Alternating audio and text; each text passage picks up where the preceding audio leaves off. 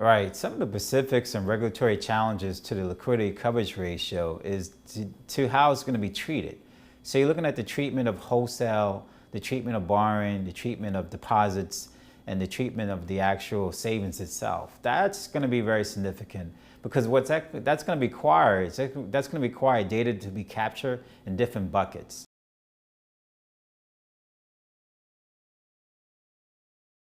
Definitely looking at data quality and definitely looking at the real data. Those are the key points there in terms of ensuring that the number is maintained in the buckets itself.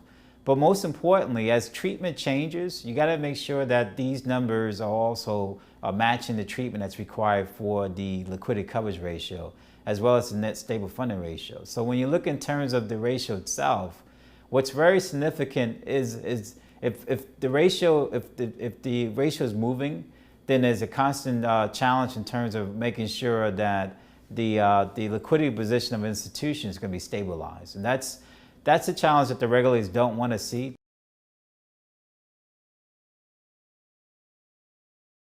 Well, the internal controls and frameworks is very significant in terms of the liquidity coverage ratio or just in any regulatory requirement.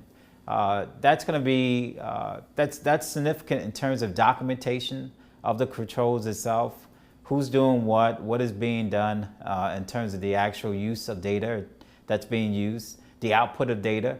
So there has to be a kind of framework in place that's going to capture the governance, the risk assessment, as well as the controls. And that could be done across not only different institutions or different functions, but done in terms of the different types of products. So when you look at the products that are being used here, the deposits, the securities, the actual lending itself, there has to be a level of controls that actually captures the changes that are being done within the balance sheet.